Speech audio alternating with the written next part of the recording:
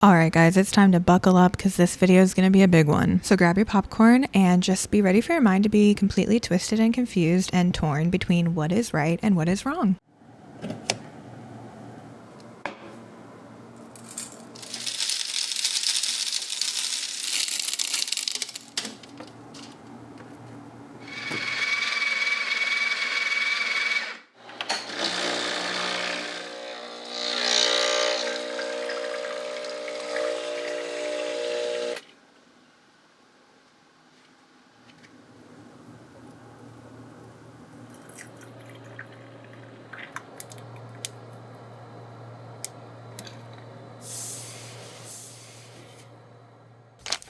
If you're new here, welcome. My name is Rachel. I hope you enjoy this video and you'll decide to stick around and subscribe for future videos from me. I don't solely do videos like this where I sit down and yap about things, but I am the yapper, so I have started doing more videos like this because I just have thoughts and opinions that I feel the need to express. But aside from videos like this, I also do just vlogs and more life videos around my house and around the city. So if you like that kind of content, definitely stick around for that. But in today's video, we're kind of doing an emergency yap session because my husband and I just recently watched the new documentary called Born to Be Viral. It just came out on Hulu a little over a month ago this year, so it's very new, and it was a lot. For those who haven't heard of it, it is a documentary series. I think it was only 6 episodes. I forget. I think it was 6 episodes. So it was a mini docu-series, and it followed a few different family vloggers living all around America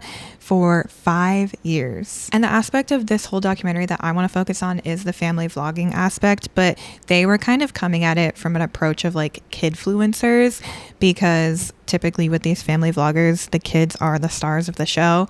So they were kind of just coming at it more of an approach of what it's like to be a kidfluencer and how that influences the kids. But I'm just going to be using the term family vlogging because I feel like that's kind of how this starts anyway. And something I want to note right from the start is that this doc came out this year, 2025, but it probably took at least a year or two to edit the whole thing and get it set to be put out and published to the world. And like I mentioned, they followed these families for 5 years, so that means they probably started filming around 2018 would be my guess. And I actually did kind of fact check this because 2 of the little girls that they follow in the show were I want to say they were 2 or 3 when they started following them, and their birthdays, I looked it up, they were born in 2016. So that would put us at about 2018, 2019 when they started following these families. And then that would mean they ended around 2023, 2024, and it came out 2025. And the reason that I think that timeline is very important is because it kind of follows along with the surge of criticism and concern for family vlogging from the public. I feel in 2018, it was a newer concept. There wasn't a lot of criticism or talk about it because we didn't really know anything about it and we didn't know a lot of the risks and negatives of it. But as we've gone through those 5 years that they were filming and up till now, there's a lot more criticism and more uproar about it in the public. And so I feel this documentary was really interesting timing in that it kind of followed that surge of the conversation surrounding the ethics of family vlogging, and you kind of see that throughout the show as they get closer to the end of that 5 years. And just reflecting on my own personal opinions, I do think back in 2018 I would not have said anything negative about family vlogging if I was asked my thoughts on it. Granted, I was 16 in 2018, so I was also still a child and was nowhere near having kids of my own. Not that I am now, but so maybe adults in 2018 who had kids of their own would have still criticized it. I don't know, can't speak for that, but I personally definitely don't think I would have because I didn't know the risks. Now in 2025, going into watching this documentary, I do think I was going in kind of judgy because I definitely had a negative view of family vlogging and I thought it was a bad thing going into watching this documentary now in 2025. And now after watching the whole docu-series, I'm not in support of family vlogging at all by any means, but I'm definitely more on the fence in terms of trying to draw a firm line of this is okay and this isn't, because there were some fair points made in the series, and that's kind of why I want to talk about it in this video. I really didn't get the vibe that the doc was trying to push any sort of narrative or opinion on family vlogging. I don't know what the production side of it was. I don't think they really were trying to say it was good or bad. I think they honestly were just trying to get a better glimpse into the lives of these family vloggers and understand from their perspective how they approach it, why they do it, how they justify it, and kind of just give them a platform to speak positively about it, because they were speaking pretty positively about it for the most part. But I don't think it was an attempt to say this is good or this is bad. It was just kind of here's more insight on this conversation. That being said, I definitely don't see a world in which I would ever put my own children online one day if I have children of my own. I think after watching this documentary, my eyes have been opened to some of the pros, and I do have a better understanding of why families might choose this lifestyle and choose to do this type of family vlogging. But at the end of the day, I do think that the risks and potential cons will always outweigh the pros. So I myself don't think I would ever do anything like what they're doing with my future family, but it is just an interesting conversation and something to consider both sides of. And so that's kind of my goal of this video, hence why I'm calling it the good, the bad, and the ugly, because I feel like my eyes were opened to a lot of the pros and the reasons why these particular families justify what they're doing and how they approach it in a mostly safe way, I guess. And honestly, it just left me more torn than I thought it was going to by the end of it. I kind of thought it was going to be a nightmare to watch, and I was just going to by the end of it be even more against family vlogging and be these families are insane, I cannot believe them. So I left kind of feeling surprised at how torn and on the fence I was by the end of it. So it's kind of why I wanted to make this video, because I feel there's so many blurry lines and yeah, this is a huge pro, but then here's the negative to that, or vice versa. And there's a lot of ways to justify it that kind of do make sense, but then there's also still risks in justifying it in those ways. So I kind of just wanted to talk through all those points that either were brought up in the show or that I kind of interpreted from things that were said in the show, and then just kind of have a discussion about it. And I'm very curious to see what other people who watch this video think, and if they kind of agree that by the end of this, they're kind of torn too, or if they can kind of see both sides. I just want it to be a really interesting conversation of both sides of the argument, not necessarily I really firmly, truly believe this thing, you know? So we'll start with the good, which I think a lot of these are pretty obvious. For one, the financial freedom that comes from being a family vlogger, or even just a YouTuber or content creator in general. But obviously being a family vlogger, that comes with it is the financial freedom. That could lead to a really fun childhood for your kids. That, yeah, there could be a line between that and being spoiled. But hey, I mean, if you have the means, you do you. I think almost everything that we've been blessed with has been from social media. We've been able to purchase this home because of social media. There are some days where we could pay for an entire college career in one day. Sky's the limit in this business. Thank you so much to Mattel who paid us for this video. Family content, kid content, that's all very brand friendly and therefore very valuable. But also as a result of this, you're able to spend a lot more time with your family, which could lead to just a lot of really memorable childhood experiences for your kids. And obviously that is priceless for the parents too, to be able to spend that much time with their children, especially when they're really young. And so I feel those are two of the biggest pros and the good things that come out of family vlogging and doing it successfully. And so that was a point that was kind of harped on a lot throughout the series, as you would probably expect. Everything we can to set ourselves up for a bright and comfortable future. But another one that also seems pretty obvious, but I don't know, maybe something that people don't consider as much, is this concept of setting up your kids for life. What we're doing in the business that we've established is directly going to be our children's inheritance. Do you guys think money is important? Well, money's not important. You can live without money. Money's not like your whole life. Assuming that they grow to truly enjoy making content and making these videos like they did when they were younger, you really kind of have set up their career. Obviously, we don't know where social media will be in 10, 20 years, but I mean, as of now, they can just continue making videos and posting content, and they've already probably got a good nest egg saved up, which we'll touch on finances later, but you know, they're already pretty set for life. And then if they grow up and continue to love and enjoy doing it and keep doing it as they get older, then they're just already set with their career and how they're going to make their money and make a living.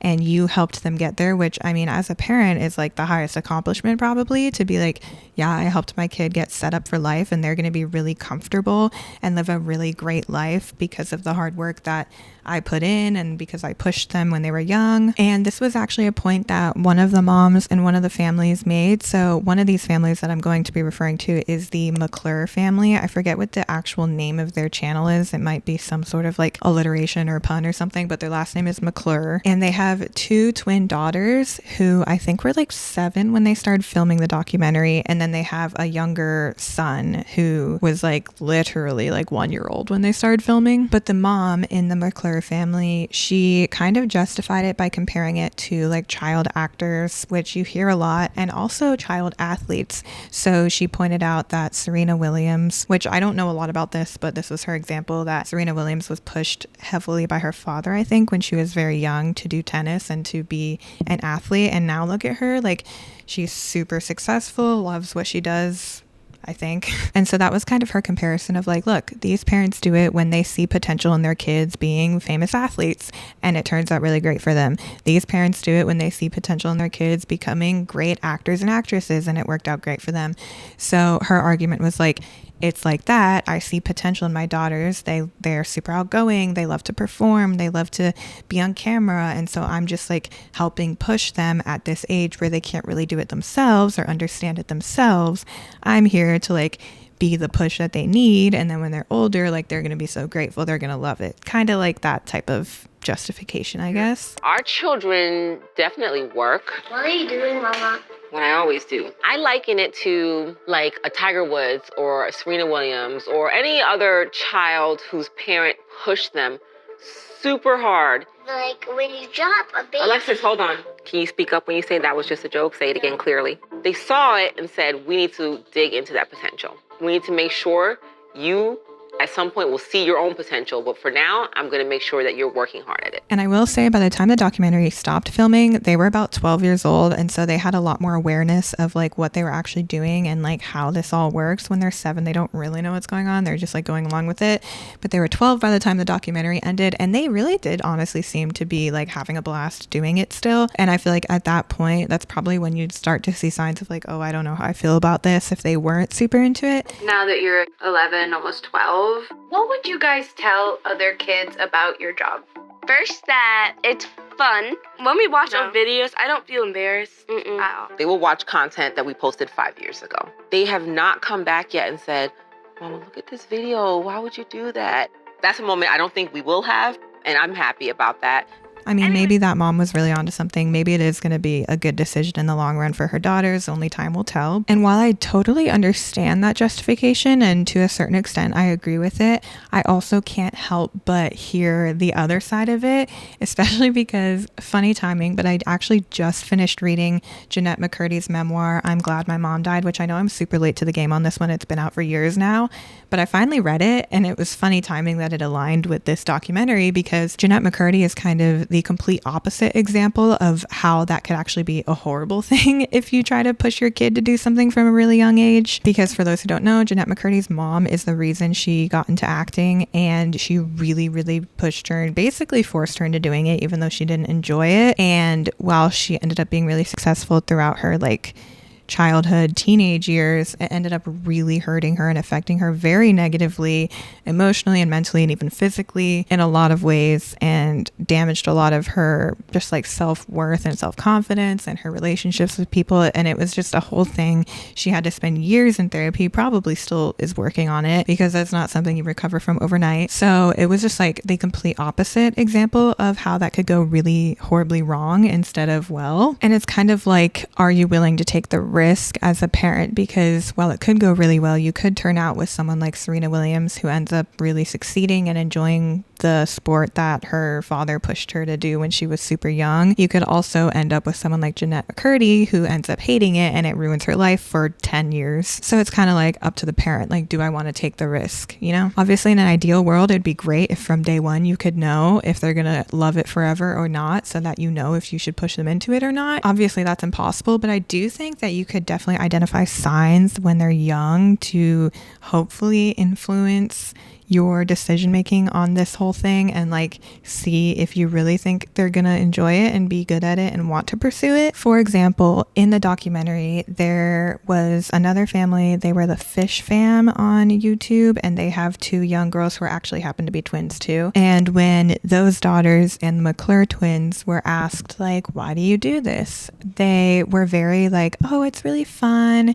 We get to spend so much time with our mom and dad. Like, I think for a little bit they maybe said something about money because like their parents talk about it, but it wasn't like, oh, we're doing it so we can be rich and famous. It was like, oh, it's really fun and we like spending time with our family, which is like a very wholesome reason. And I feel like that could be indicative of, you know, they actually enjoy doing it and would actually want to keep doing it as they get older and understand more what it is. But then, for example, another kid in the series who I don't want to like say the name of because he's not like a famous kidfluencer or content creator, and I think he kind of regrets trying to be when he was young, which we'll get into that more. But he was like from the start, I'm doing this because I want to be rich. I want to make a bunch of money. I want to make as much money as I can, and this is how I'm going to do it. And he was like 7. So it's like, a kid saying that that's their motivation, I think that's a huge red flag, and that as a mother or father, you should see that as an indicator of like, oh, this is not, my son does not have the right reasons and motivations for wanting to do this. He's not gonna like enjoy this. He's probably gonna regret it later in life, because it wasn't, oh, it's so fun, I want to do it because it's a blast. It was, oh, I want to make a bunch of money. And as a 7-year-old, I don't think that should be your motivation for doing something that you don't really fully understand. Is it like work? It's work for the people that are making it. Do you think it's work for you guys? No. I would like to make content. I would like to make people happy. I would like to make money. And now let's get to the video. My YouTube channel, eventually, I hope I would get 10 million subscribers. And what happens when you get 10 million subscribers? I would make a lot of money. And what would you do with that money?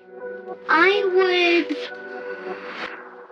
buy a mansion. All that to say, there are pros, and I do understand a lot of the pros, like the financial freedom, being able to spend a ton of time with your family, and setting your kids up for life with their careers and financial success if they grow up enjoying what they're doing still and continue to want to do it. I already mentioned a few negatives or risks you're taking with that approach, but those are kind of the pros of family vlogging and getting your kids online young. Now we're going to move into the bad. So aside from what if they grow up actually hating it, I think the main argument that a lot of people make is like, these kids don't know what they're doing. They don't even know what it means. They're filming these videos and their parents are saying they're posting them online and they're making money and they're getting views, but they don't really know what that means. They're so young. They have no idea what it means to like get subscribers and get likes and comments. And that was shown in the documentary because the young boy that I was just mentioning, who was like, I want to be rich and famous, they asked him, they were like, well, what does it mean to get subscribers? Because I think he was just saying like, yeah, we have like 50 subscribers right now. I guess I should just quickly note that they followed lots of different families. The 2 I've already mentioned with the twin daughters, that they both happen to have sets of twins,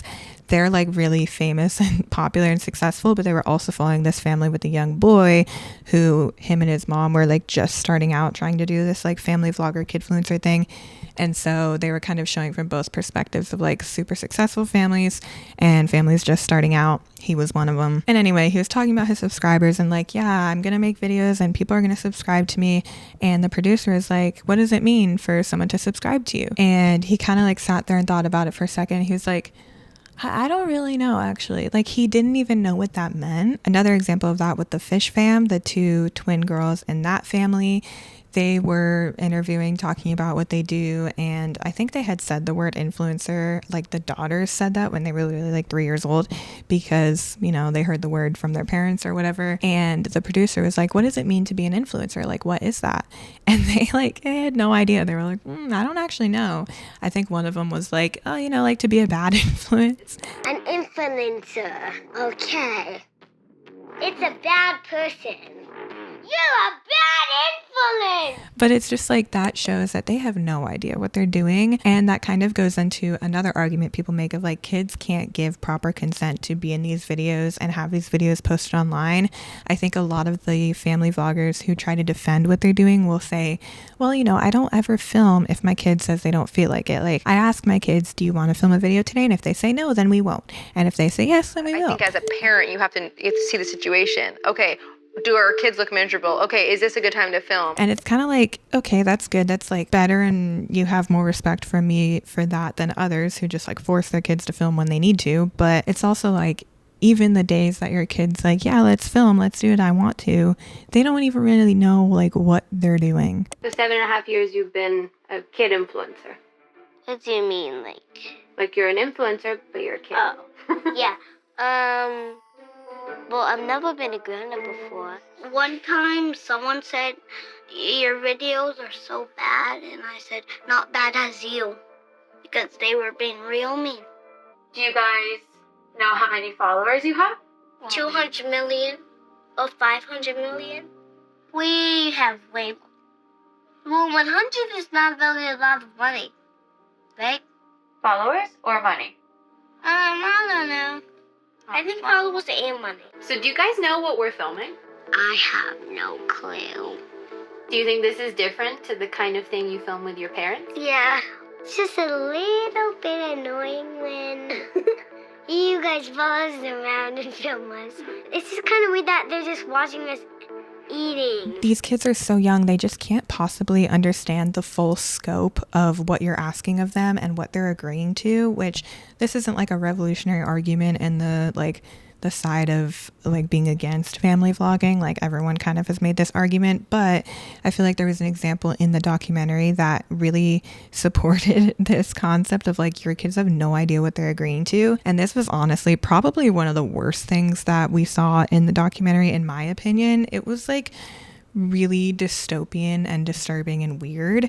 So the McClure family, which funny enough, I kind of thought of all the families they featured, they were kind of doing things in the best way with the best boundaries, but then they did this, which was totally not that. But everything else they did seemed pretty okay, but this was crazy. When their son was turning 1 year old, I think 1 or 2, I'm pretty sure he was turning 1, they decided to throw a birthday party for him where they invited strangers. They invited their subscribers. They had their subscribers like fill out a form or record like video answers to questions or something, and they answered questions literally like about their family, which was kind of creepy. And it was supposed to show like, oh, I'm a true viewer, I actually like really like your videos and support you and know your family, which like I kind of get, but also it was super creepy because it would be like super detailed things like, oh, what did so and so get for her birthday when she turned 5 or whatever. We posted on our social accounts that we are having a birthday party for him, and we wanted to invite some of our supporters and followers. Basically had like trivia questions and video questions and questions about Jersey and the family. At what age did Big Boy Jersey take his first steps? I really wanted to see who had something genuine to say. We have security coming. And it was like really creepy. And then they picked, I think they said 40 kids and 60 adults, probably a lot of which were, you know, the parents of the kids that got chosen, but still 40 kids, 60 adults to come to this 1-year-old's birthday party to celebrate him. And how many of those are people that you know and know your friends or family? None. It is a bunch of people we don't know. Strangers on the internet who know way more than they should about your family and your children. You invited them, not to their house. I mean, they rented a venue, but still, you invited them to come celebrate your 1-year-old's birthday party. You have no idea who these people are. Anyone could just film a video faking like they know so much about you and they're such a normal, kind person, and then they could show up and be a complete weirdo. Anyway, it's clear what my opinion on that idea was. They had security, but still, it's like you're still putting your children at risk, whether you have security or not. I mean, yeah, it's good that you did. And if something happens, hopefully security can step in before like it escalates or gets too bad. But like, you're still putting your children at risk for something to happen. And security is not going to be there like immediately, poof, snap of a finger. Like, something could happen and it might take a second for security to get over there and step in and do something. Like, that's just a big risk to put your children at, especially at that age, like 1 year old. And then the daughters were like, I don't know, maybe 4 or 5. I can't remember exactly, but they were super little. Oh no, they weren't 4 or 5 because I think they started filming when they were 7. But they were young. They were like maybe 8. Anyway, crazy risk to put your family at. But aside from that, there were scenes from that birthday party that just like really unsettled me, and I feel like would unsettle a lot of people watching. It was demonstrating these parasocial relationships that like adults, like older women, middle-aged adults had with these 8-year-old kids, which I just found really weird. And I'm sure that they all meant really well. They were being really sweet and like, oh my gosh, I love your videos. Like, I feel like I'm a part of your family. It's so sweet. But they were saying it to these 8-year-old girls, which these girls do not understand. Like, that would be so... Okay, sorry, I'm getting ahead of myself. Let me just give an example. There was an older woman who was speaking to the 2 McClure twins, who, like I'm saying, I think were like 7 or 8 at the time of this party. And she was like, you know, crouching down so they could hear her because they're tiny little children. She's like, hi, like, I watch your videos. You guys are so sweet. I love your family. I know you don't know who I am, but I feel like I'm your internet grandma. Like, I know everything about you. I feel like I'm your internet grandma. I feel like I'm a part of your family. And these girls have never met this woman. They're like, who are you? Like, they're too young to understand that kind of parasocial relationship and why this woman was saying these things to them.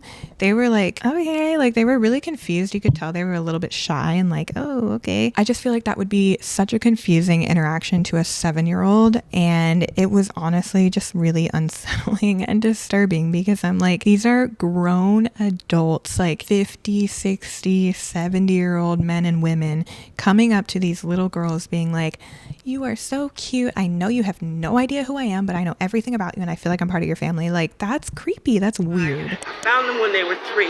Okay. So I've been following you ever since you were 3 years old. Yes. Yeah.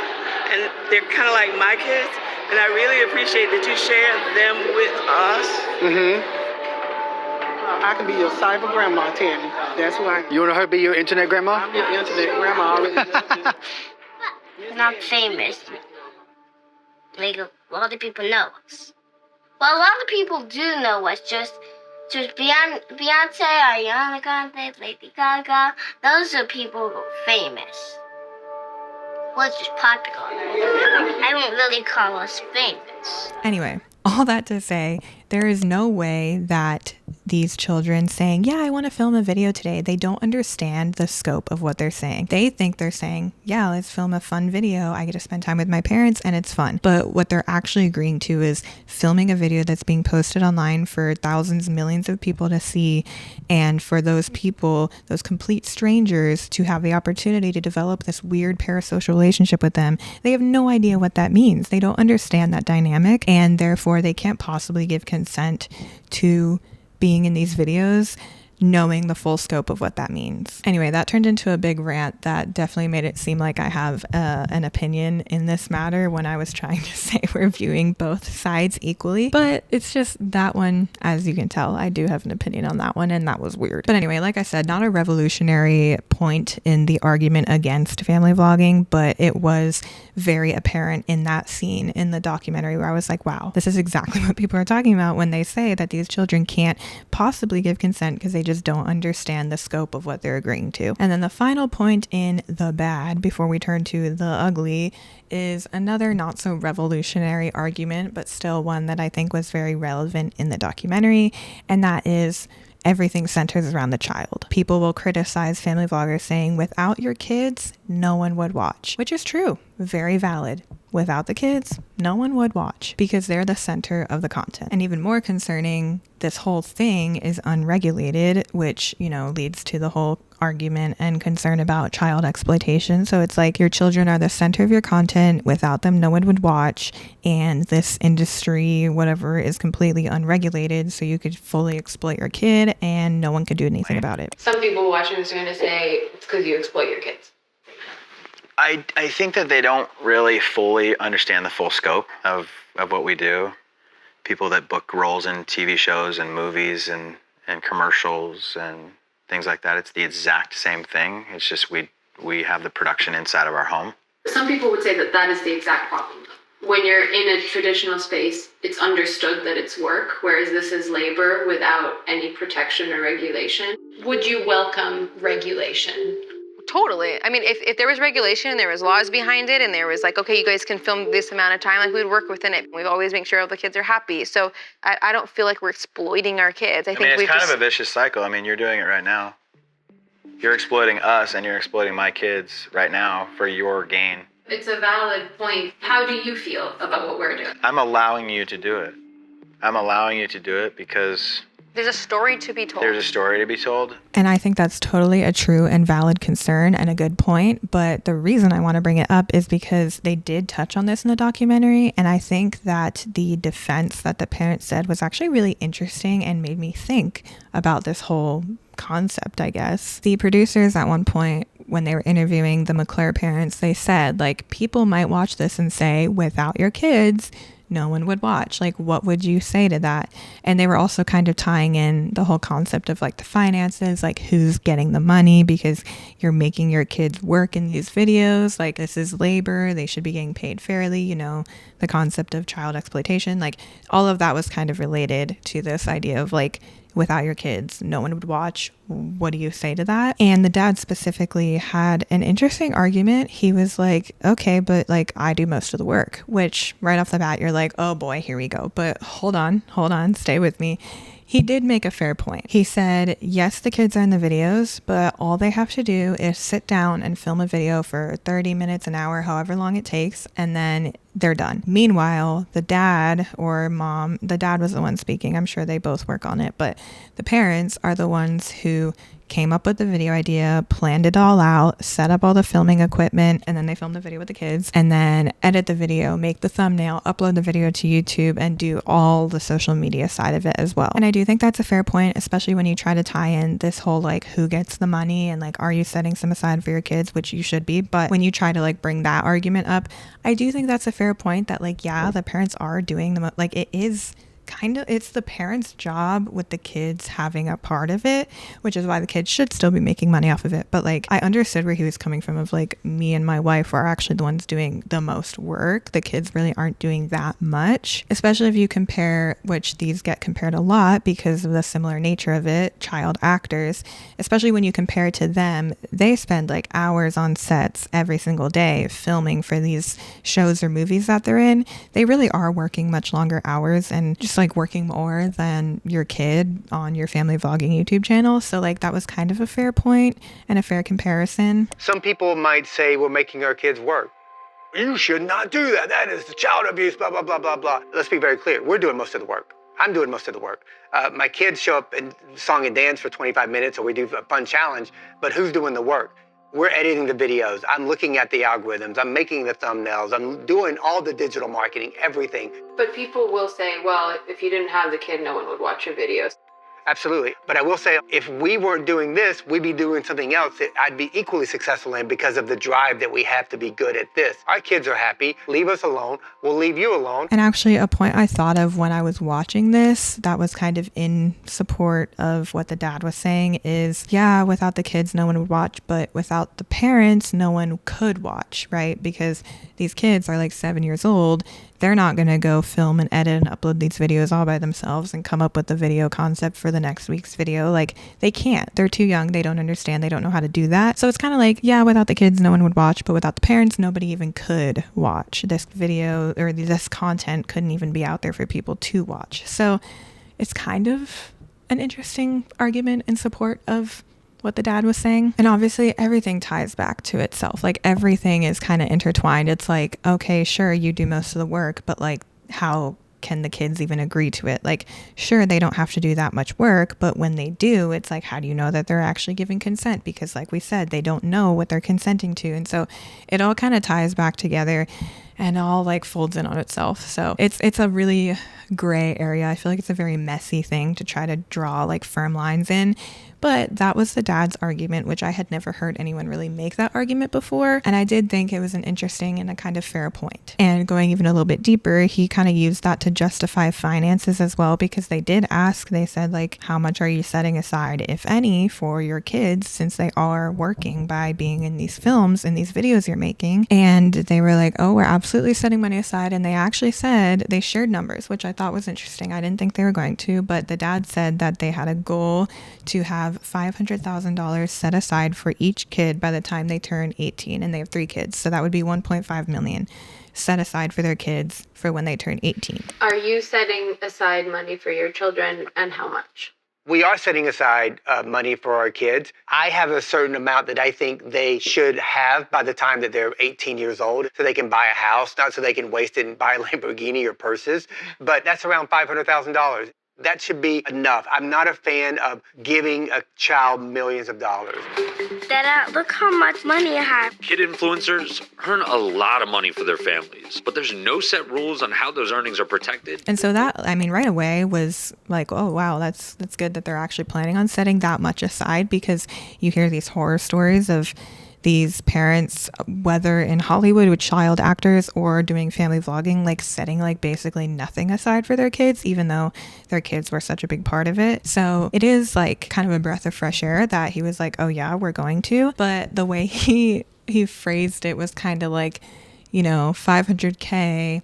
But I think he kind of recognized that like with the success that they have, assuming that continues until they're 18, that's probably not really that much compared to how much they're really going to make. And so it was kind of like, yeah, we're going to give them a lot of money. We want them to be able to like buy a house when they turn 18, but we don't want to give them too much because we don't want them to go blow it on like really expensive cars or luxury bags, like, which I kind of get to a certain extent, especially when these children haven't really struggled financially ever. Like they're turning 18 and now they have $500,000 to their name. Like, not a lot of 18-year-olds can say that. And without like that experience of struggling financially, it could possibly lead to them blowing all the money on stupid stuff they don't need, like designer bags, especially being in that world for so long. Like that's probably a pressure that they feel like they need to own designer bags. It's like a status thing, like all that stuff, you know, there's so many layers to it. But it's interesting, it kind of brings up the question of like, is this a fair amount for the amount of work they're doing based on how much money you're making over the years? Is this selfish? Like, what is a fair amount? And I think that's one thing that a lot of people who don't support family vlogging at the moment are pushing for, is like something similar to child acting in Hollywood, that like a certain percentage of their income needs to be put away for the kids, which is a great thing to enforce. I definitely think that like something should be in place for that. But it is interesting. I'm so curious to know how much they're making, because 500,000 is a lot of money for any 18-year-old. But the daughters have been a part of these videos since they were 7. So by the time they're 18, that's 11 years of probably exponential growth in income, because the longer you do it, the more people that follow you, the more money you make. So I'd be very curious to know, like, this 1.5 million that's going to be set aside for their 3 kids by the time they're 18, in that time span, what percentage of all the money that the parents have made even is that? Like, is that like barely the tip of the iceberg? Because if so, then it's like, might be kind of greedy that they're keeping so much. But I don't know. It would be very interesting to see how much money that actually is in regards to like how much the parents are making total in that time. Oh, I've been rambling, but anyway, we're gonna move on to the ugly now. My first point I want to touch on in the category of the ugly is more so just like a broad thing. It's not necessarily specific to family vloggers or this documentary in general, but it's just the concept of children being on social media and having access to social media apps, especially like completely unsupervised. I think social media apps have age restrictions for a reason, but also there's only so much they can do about that, right? Like there's so many people in the world, there's so many accounts on all of these platforms. Like it would be impossible to like find every single kid who's underage who lied about their age to make the profile and then ban them. Like that would just be impossible, unfortunately. Plus,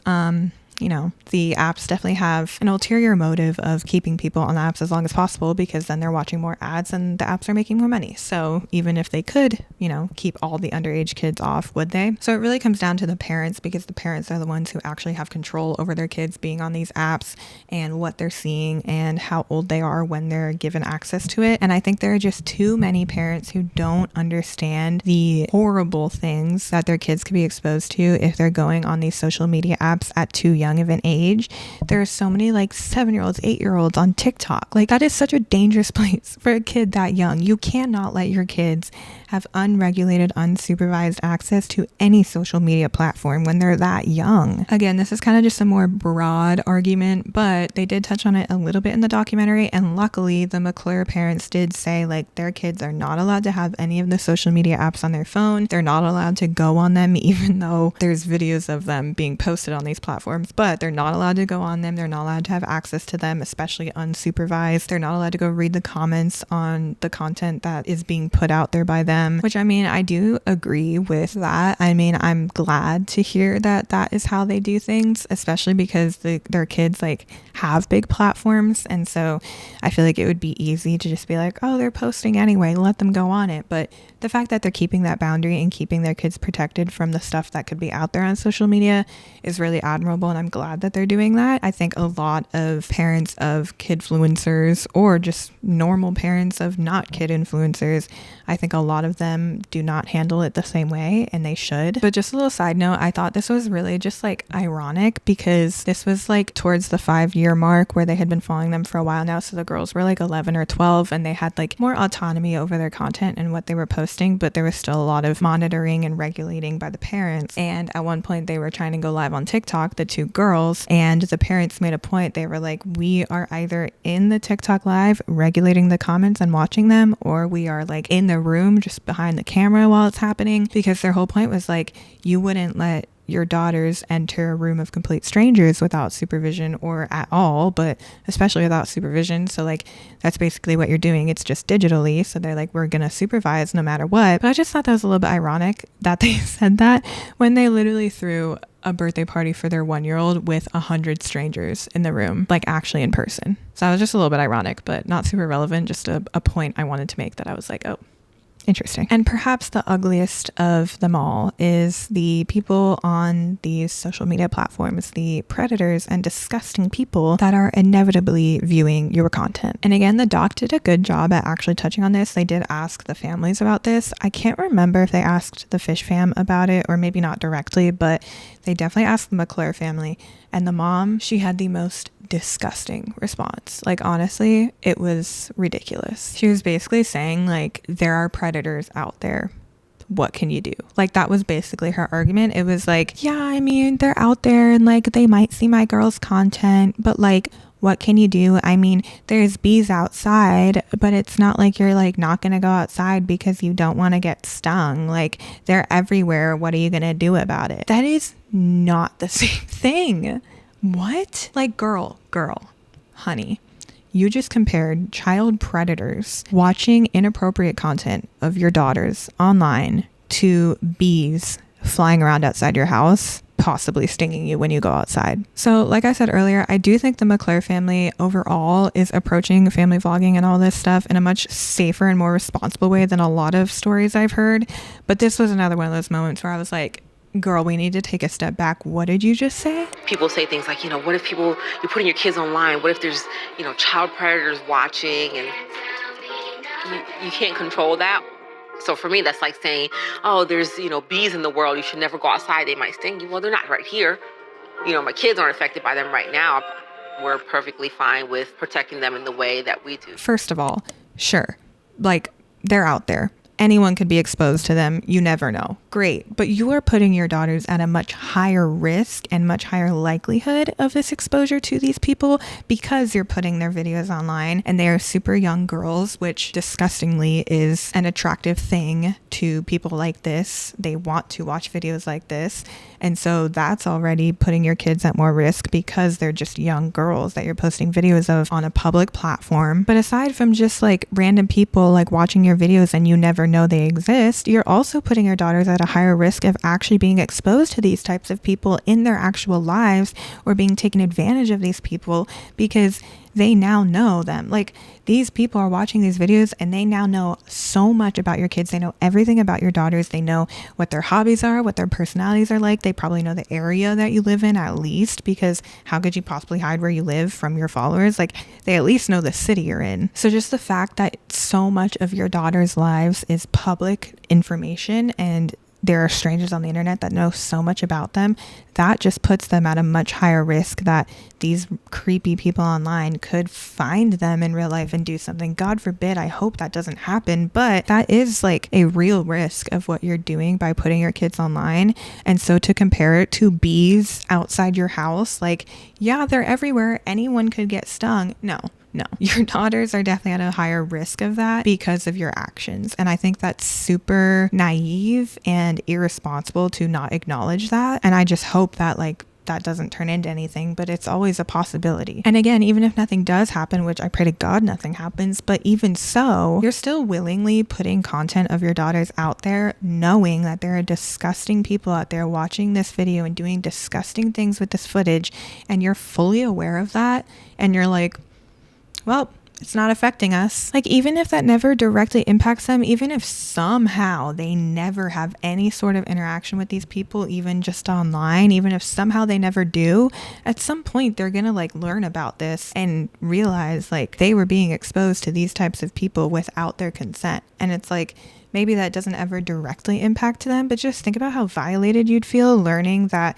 these videos you were filming when you were 7 were likely being consumed by these disgusting people out there, and you had no idea, and you couldn't give your consent because you were too young and had no idea. And to know that your mom knew that that was happening and didn't do anything about it, that would feel very violating, and I feel kind of like a betrayal. But as with any kid in the spotlight with millions of followers on YouTube, it is probably impossible for them to go their entire lives leading a career like this and never have even a slight interaction with people like this on the internet via comments or messages in their DMs. And as you'd expect, the mom did say in the interview on the documentary that every once in a while she gets an inappropriate comment about her daughters from some creepy person on the internet, and she just deletes them because she doesn't want her daughters to see these comments, and obviously they're disgusting and inappropriate and don't need to be there, so she just deletes them. I am curious, there are a lot of people watching you guys. You ever noticed anything that is weird even from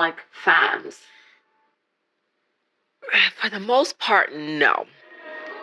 Recently on Facebook, actually, there was one comment. I was just like, this is weird. And on the picture of Ava, somebody commented, a male commented, please keep her safe. She's my future wife. And I was just like, my response was blocked. And I went and just blocked. I have nothing to say to that. But it really doesn't happen often at all. Even if you delete them and your daughters don't see these comments, they will at some point. But when they're young, you delete them before they see them, fine. But you're still subjecting your minor, underaged girls to receiving comments like this, to being viewed by people like this without their consent, because they just can't consent to it. And sure, it's just a comment that can be deleted, but again, inevitably, these girls will see them as they get older. They will continue to get comments and messages like this, and one day they will see them as they get more autonomy over their platforms and you give them more control as they get older. They will see comments like this and they will probably be really grossed out and disgusted and be like, dang, people were saying this about me my entire life online, but I didn't know, and my mom did. And the doc actually gives us just the tiniest taste of what that reaction might look like from the girls, because at one point, again, towards the end of the 5 years, so they're 12 at this point, I think, so they really understand what they're doing a lot better than when they started. They were looking at the demographics of their channel, and I want to say it was 30 to 35% of the people watching their videos were males, and the main age range of those males was 35 to 45 years old or something. And when they were looking at these analytics with their parents, they were reading that, and I think the dad read it out loud. He was yeah, and they're 35 to 45 years old. And the girls were like, ew, what? That's so weird. That was their reaction. And they're only 12. They probably still don't fully understand why those types of people are viewing their content so much and why that's such a big part of their demographic, even at 12 years old. But they were still oh, that's weird. And I just feel that was just the tiniest glimpse into what they're gonna feel and how they're gonna react as they get older and like become more aware of what that really means. And all along their mom knew. That's all I'm saying. 3 million subscribers. They look at the analytics more than we do, like Alexis especially. Can I see that chart where, like, how much people watch from US? Click analytics, and it shows you 30% male, mostly 35 to 44. What? You get over 30% guys. That's crazy. That's crazy. And 35 to 40? Looking at the girls' demographic as they grow up, I have to be honest in saying I don't concern myself too much with that because, I mean, it's the world. People say things like, well, you're exposing them to this, or people who shouldn't be looking at little girls. Maybe. Those people walk around the world every day. And my final point I'd like to bring up in the ugly category is just like this being the unknown. The world of family vlogging and kidfluencers, as we're now calling it, I guess, is just so new. The waters are uncharted. We really don't know a lot about it. And we really don't understand what the impact will be on these children who grew up doing these things. I think we're starting to get to a point where some of these kids are old enough to understand it better and speak out on it. So we're getting a little bit of a better understanding, but still, like, I think not at all to the extent that we will in the next like 10 years as kids who were literally online from like 2 years old start to speak out about their experience. Obviously, we have heard the story of Ruby Frankie and 8 Passengers and her daughter Sherry now speaking out very adamantly about how family vlogging is very bad, but that is obviously a very extreme example, and I would hope that that is not the average family vlogging channel, but obviously you don't know. I would hope that's not, but I do think that was like a very extreme version,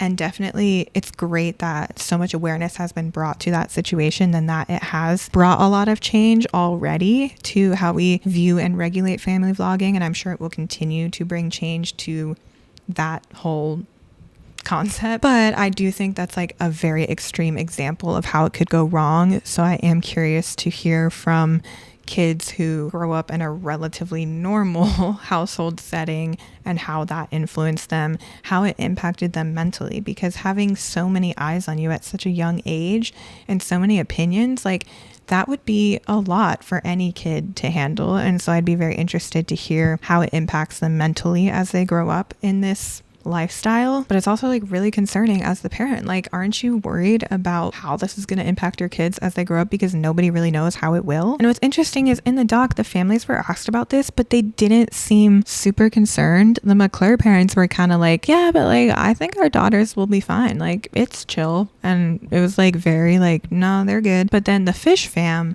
the mom was asked about it and she showed a little bit more concern. It was kind of like, yeah, I honestly have no idea how this is going to impact them. Like, could not tell you, kind of like a I guess we'll see type of thing.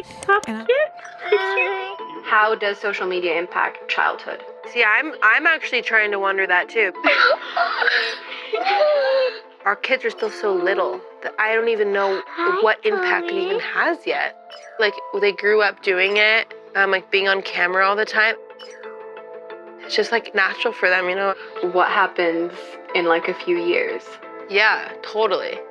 Like when they're like 8 and they know about it, they know about the following. I wonder what that would be like. Who knows? And I'm like, if that's your response about your children, like how does that not worry you? Like how would that not be a red flag to you of like, maybe I should evaluate this and look deeper and consider stopping before it's too late, because you literally don't know how this is going to impact your child at all. I just thought that was kind of a crazy response. Like, yeah, I don't know. I guess we'll see. I'm curious what's going to happen when your kids are adults. I'm curious too. I actually am curious to know. I don't know. We'll find out. But anyway, while some of these parents seem to not mind and be willing to take the risk of exploring this unknown territory, not knowing how it will impact their kids later on, I personally don't think I would ever want to subject my kids to that, not knowing how it would impact them later in life. But to each their own. I guess it's kind of like, yeah, what if nothing goes wrong and they grow up totally fine and normal and now they've got a great career set up for them? Great. But also, What if that's not the case? And then the very last thing I want to touch on in this concept of like the unknown is actually like more directly the fame and the ego that might come out of these kids as they get older. And this was something that it didn't seem like it was explicitly talked about in the documentary, but I definitely got these vibes from some of the things that they showed. And it's just, I think that these kids growing up in the public eye with so much positive attention from such a young age, I think it could be really detrimental. And I think they could honestly grow up to be like really entitled, out of touch brats. I'm not even gonna lie. It's not like a major safety concern, but it's just like you might be dooming your kid to be a total because of how they were raised, because they were raised with so much positive attention and fame from such an early age, and it just got to their head when they were so young. Now, I want to be very clear. I'm not saying that this little girl is a brat. I'm not saying that the fame got to her head, that she has a big ego. I don't even know this girl. I had no idea she existed before this documentary, and she was a very minor part of the documentary. So I just want to be very clear that I'm not saying that this applies to this girl specifically, but she did make some comments that maybe I'm reading into it too much, but they just gave me the vibe that at such a young age, she already kind of has an ego because she has so much fame at such a young age. Okay, that's all I'm saying. This girl, her channel is like Nastya. She's Russian, so I'm not entirely sure if I'm pronouncing her name right, but she has 380 million subscribers. Like literally Mr. Beast has like 400 million. Like this is a kid with that many subscribers, more than the population of America. And I just want to double check how old she is. She's young though. Oh my God, she's 10. Oh, wait, no, she just turned 11 this year. That's younger than I thought though. Oh my God, she's 11 years old. Okay, actually, let me clarify. She has 129 million subscribers on YouTube, which is still a crazy amount. I think they must have been talking about her followers, her total followers across all platforms, which I hate when they talk like that because I think it's very misleading because a lot of those are probably the same people across platforms, but still. I thought they were saying she had 380 million subscribers on YouTube. I'm looking at her channel now. She has 129 million, which is still an insane amount for an 11-year-old. Let's not get it twisted. But it's not 380 million just on YouTube. That must have been like across all platforms. Also still insane. But on YouTube, she has 129 million and she just turned 11 a few months ago. Now, let me reiterate, I do not know a single thing about this girl. I did not know she existed until watching this documentary, and she was a very small part of it with not a lot of like lines or anything. So do not twist my words. I'm not saying any claims about her. I'm just saying that I do feel like from what I saw in the documentary, she was an example of how the fame could get to a young girl's head very early on. I said girl because she's a girl, any young kid's head very early on, and could possibly, she's only 11, we'll see with time, but could possibly lead to issues in their personality later in life. We'll see. But one comment she said that they actually showed a couple times throughout like the intro to the documentary and stuff was, is anyone going to say action? When she was sitting in front of the camera getting ready for her interview. Is somebody going to say action? And listen, that's like the minor one. I'll get to the other one in a second. And maybe I'm just being mean and judgy and reading too deeply into what an 11-year-old said. But it just felt like very like, is anyone going to say action? Like very preppy. Like I know it's going to, I'm not hating. Okay. Oh my gosh. Am I going to get hate for this? I'm not hating on an 11-year-old girl. She's super successful. Good for her. She seems to love what she's doing, and that's awesome. I'm just concerned about how it could impact her as she gets older. The other line she said that I think was more concerning, obviously, because that first one was not that concerning. It was just like a little like, oh. At one point she made a comment. She said, I'm not even an adult and I'm already famous. And she just said it in a very like, wow, that's crazy. Like I'm so famous kind of way. And it was sad to see because this is an 11-year-old girl. I mean, at this point, with the amount of followers she has, she already has her childhood stripped away from her. She is full on like celebrity at this point, at least in the world of kid influencers. And so it's like, it just makes me sad to think of her growing up in this world. She might end up looking back and being sad that she didn't get a normal childhood and that she was working from the moment she was like 3 years old. I think they literally made her channel when she was like 3 years old, they said in the doc. And that's sad. It's like she's been working since she like had memories. Like you don't have memories before you're like 2 or 3. Like she's been working from day one in her mind. Like, she doesn't remember a time when she wasn't working. And that's sad. And I hope that when she grows up, that's not like a big battle for her mentally, but I feel like it's likely to be, because that's crazy. I mean, you've been working since you were an infant, basically. And she's only 11 years old and she's saying, I'm not even an adult and I'm already famous. That mindset, I don't know, it's just kids are so impressionable and they don't understand the full scope of all of this. So it's just concerning. It's like she's like already letting the fame kind of get to her of like, wow, I'm so famous and I'm only 11 years old. Like, it can only go up from here. You know, the sky's the limit, which is good, but also, you know, you need balance. Someone's got to keep you in check when you get that big and famous, I guess. I love watching YouTubers, especially myself. These are YouTube play buttons. And what do those stand for? This one for 10 million subscribers. Yeah. And what about the red? Yoo-hoo! It's for the 100 million subscribers. You have 318 million subscribers. Mm-hmm. That's more than the population of the USA. Hello. I always say like, wow, I'm not even old. And I'm like already famous. This is turning into a rant because I'm not really sure how to phrase what I'm saying without people twisting my words into something that I don't mean. I'm not trying to hate on an 11-year-old girl. I'm just using her lines to make a point that it is concerning for any of these child vloggers and kidfluencers as they grow up. This fame might get to their head and might cause issues in their personalities as they get older, which could cause issues in their personal relationships with people and just everything. But we don't know. That's the whole point. The unknown. We have no idea how this is going to impact these kids as they grow up.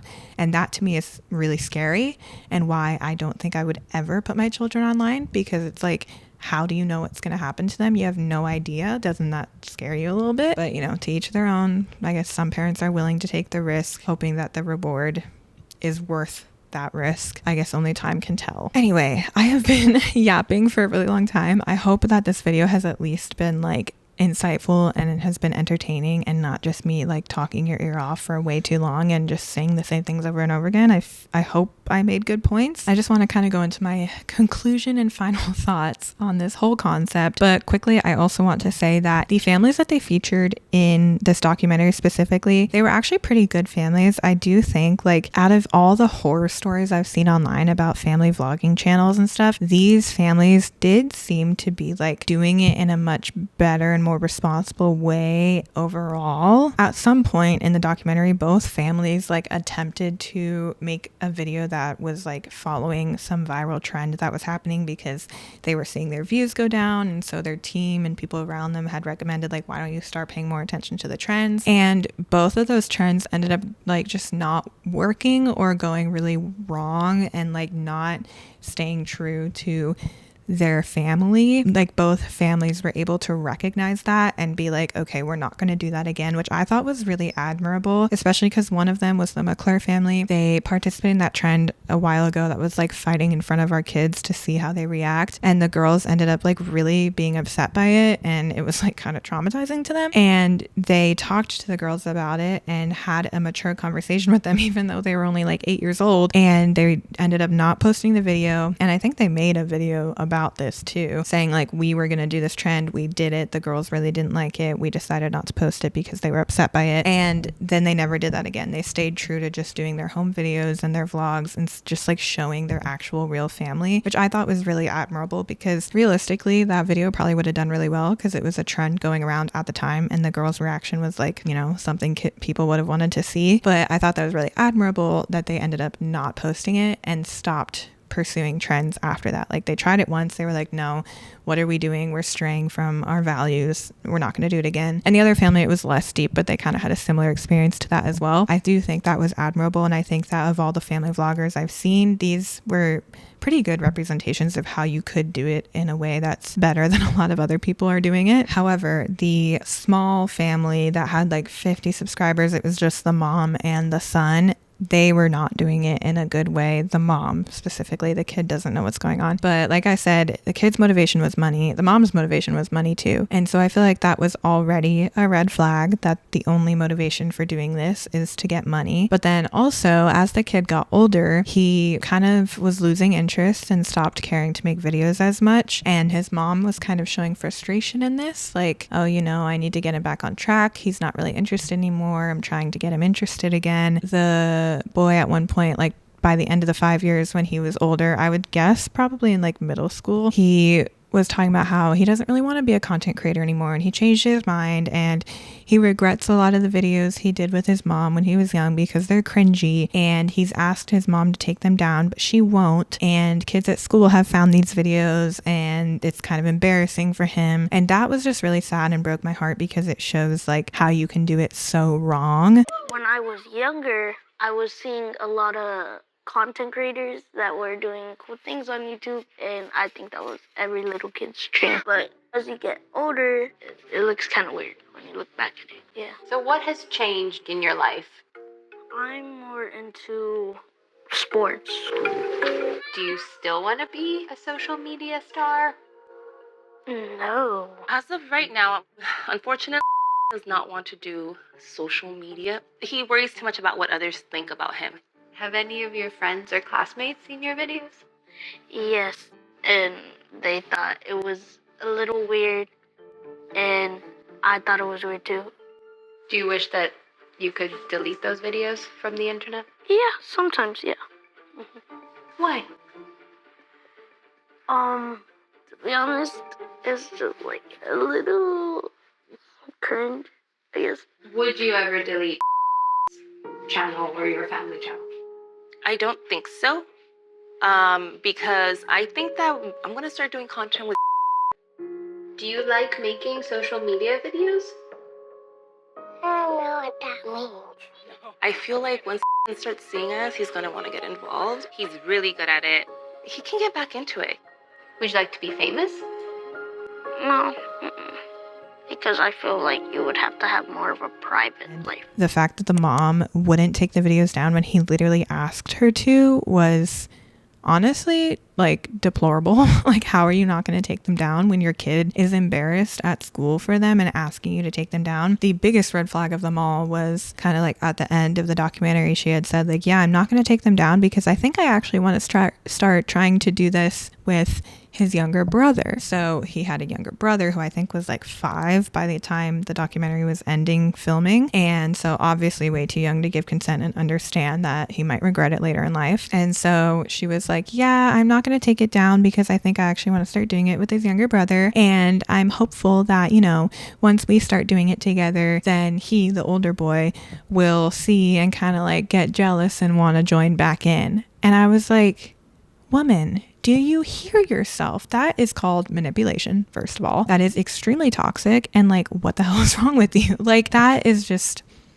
huge example of how you can do it so wrong. Like, leave this poor kid alone, delete those freaking videos because he doesn't want them out there anymore, and move on. But nothing I can do about it. That's just my opinion. Anyway, I just wanted to point that out, that the big families, I do think they're doing a much better job than a lot of examples I've seen online of horrible family vloggers. And then this small family just starting out, not doing a good job at it. But in conclusion, I just want to say I totally understand the motives for family vlogging. I understand the desire to have a flexible lifestyle, be able to spend a lot more time with your kids, especially when they're young, have financial freedom and independence, have your kids set up for life with their careers, assuming they grow up enjoying it and continuing to do it. But my thought is, why does it have to involve your kids? Now, right off the bat, I know that a lot of people involve their kids because that content does well and they grow really fast when they film their families and show content of their kids. Like, that will probably get them really big and successful a lot sooner and quicker than not showing their kids. So that's why they do it. Like, that's the answer to my own question I just asked. But you have to acknowledge there is a possibility that you could do it without your kids. It would just probably take longer, and you'd have to be a little bit more creative because you can't just point the camera at your kid and post whatever they say knowing it's going to do well because they're a kid. You'd have to be a little bit more creative with your content. It would be harder work because, you know,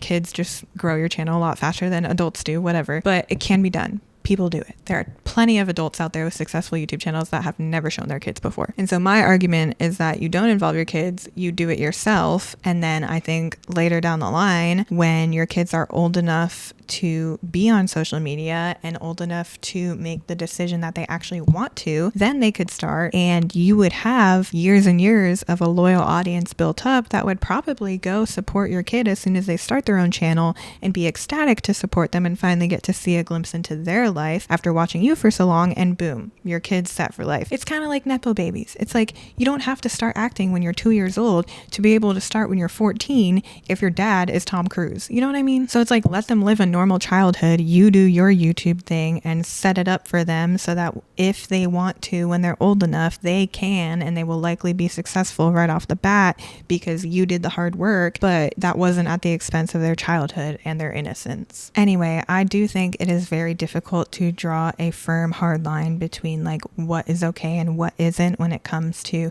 family vlogging and posting your children online on a public platform. I think it's a lot of gray areas, and it's really hard to just like say you absolutely should or you absolutely shouldn't, which again, as I said from the start, was kind of why I wanted to make this video, because I had so many conflicting thoughts in my head of like, I don't think this is a good idea, but I understand where they're coming from. They made a fair point here.